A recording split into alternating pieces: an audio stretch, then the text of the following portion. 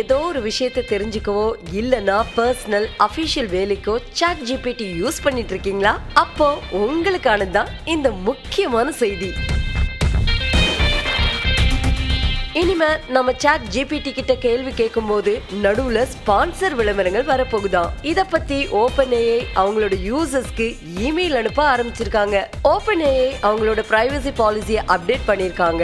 அதுல அவங்க தெளிவா சொல்லியிருக்கிறது என்னன்னா, சாட் ஜிபிடில விளம்பரங்கள் எப்படி செயல்படும், அதை யூசர்ஸ் எப்படி கட்டுப்படுத்தலாம் அப்படிங்கிற விவரங்களை சேர்க்க அவங்களோட பிரைவசி பாலிசியை மாற்றுறதாவும், அது மட்டும் இல்லாம இந்த விளம்பரங்கள் எல்லா யூசர்ஸ்க்கும் வராதுன்னு சொல்லியிருக்காங்க.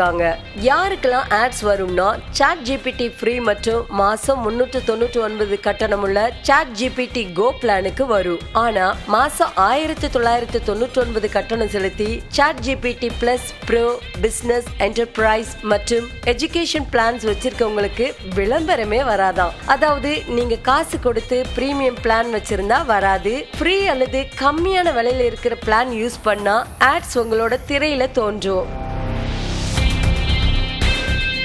இப்போ இதனால நிறைய பேருக்கு ஒரு பயம் இருக்கும். ஆட்ஸ் கொடுக்கிற கம்பெனிக்கு ஆதரவா சாட் ஜிபிடி பதில் சொல்லுமா அப்படின்னு.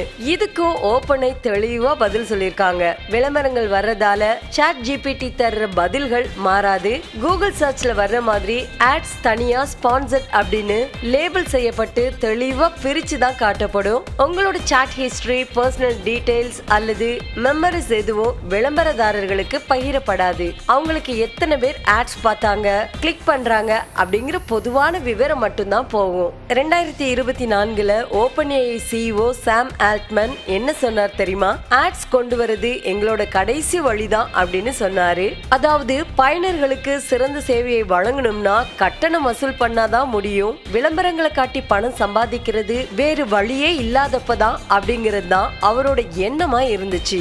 இப்போ நிலைமை தலைகீழா மாறி போச்சு. அமெரிக்கால ஏற்கனவே விளம்பரங்கள் வர தொடங்கிருச்சு. இப்போ UK, மெக்சிகோ, பிரேசில், ஜப்பான், தென்கொரியா போன்ற நாடுகளுக்கும் விரிவுபடுத்தியிருக்காங்க. அது மட்டும் இல்லாம இந்தியாவிலையும் சில யூசர்களுக்கு இதற்கான மெயில் வந்திருக்கு. கூடிய சீக்கிரம் அதிகாரப்பூர்வமா நடைமுறைக்கு வரலாம். இனி இலவசமா விளம்பரத்தோட ஏஐ பயன்படுத்த போறோமா, இல்ல இலவசமே இல்லாத அமைதியான சர்ஃபிங் அனுபவத்துக்கு கட்டணம் செலுத்த போறாமா அப்படிங்கிறது தான் நம்ம முன்னாடி இருக்கிற கேள்வி. கூகுள், யூடியூப் வரிசையில இப்போ சாட் ஜிபிடியும் விளம்பர பாதையை தேர்ந்தெடுக்கிறது ஏஐ துறையோட அடுத்த கட்ட வளர்ச்சியா அப்படிங்கிறது வரும் காலங்கள்ல தான் தெரிய வரும்.